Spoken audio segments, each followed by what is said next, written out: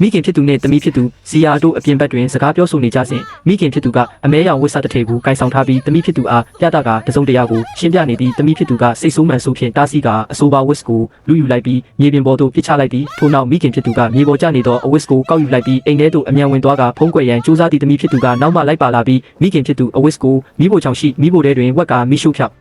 ဖြတ်နေသည်ကိုတွေးရှိသွားသည်မိခင်ဖြစ်သူကအဆိုပါပစ္စည်းကိုမိရှုဖြောက်ဖြတ်ပြီးနောက်အိမ်ပြင်သို့ထွက်လာခဲ့သည့်ထိုအချိန်တွင်ဖခင်ဖြစ်သူကလက်ထဲတွင်ပလင်းတစ်လုံးကင်လျက်ရောက်ရှိလာပြီးသမီးဖြစ်သူအားအမြန်ပြင်ဆင်ရန်တိုက်တွန်းပြောဆိုသည်သမီးဖြစ်သူကဖခင်ဖြစ်သူထံသို့တွားရောက်ကလက်ကိုဆွဲကင်၍အံ့ဩတကြီးမင်းမြန်းစုံစမ်းသည်ဖခင်ဖြစ်သူကအနီးတွင်ရက်နေသောမိခင်ဖြစ်သူကိုလက်ညှိုးထိုးပြကရှင်းပြသည်မိခင်ဖြစ်သူကသမီးဖြစ်သူကိုအနားသို့ခေါ်ထုတ်ကအခြားတနေရာသို့ထွက်သွားခိုင်းသည်ဖခင်ဖြစ်သူကလည်း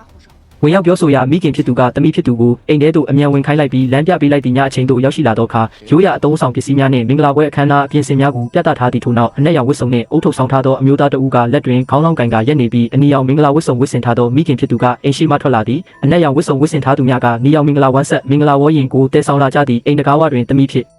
သူစီယာကတကားကိုအနှဲငယ်ဟာပြီးအပြင်ဘက်ရှိအခြေအနေများကိုချောင်းမြောင်းကြည့်ရှုနေသည်အနက်ရောင်ဝတ်စုံနှင့်အုတ်ထုတ်ဆောင်ထားသူကခေါင်းလောင်းကိုတိခတ်နေစဉ်မိခင်ဖြစ်သူမှမင်္ဂလာဝေါ်ရင်စီသို့ရှောက်သွားသည့်မင်္ဂလာဝေါ်ရင်ကိုအသစ်ဆောင်ဆိုင်နေကြသောအနက်ရောင်ဝတ်စုံနှင့်မျက်နှာဖုံးစွပ်ထားသူများကဝေါ်ရင်ကိုပခုံးထမ်းတင်ကထွက်ခွာရန်ပြင်ဆင်ကြသည့်အိမ်ထဲမှနေ၍ဤအဖြစ်အပျက်များကိုချောင်းကြည့်နေသောသမီးဖြစ်သူမှမျက်နှာတွင်စိုးရိမ်ပူပန်မှုများနှင့်စူးစမ်းလိုစိတ်တို့ဖြင့်စောင့်ကြည့်နေသည့်နောက်ဆုံးတွင်သမီးဖြစ်သူသည်အိမ်တကားကိုဖွင့်ကအပြင်ဘက်သို့အပြေးလွှားထွက်လာခဲ့ပြီးတစုံတရာကိုဆုံးဖြတ်ချက်ချကကြည့်ရှုရန်ကြိုးပမ်းလိုက်ချိန်တွင်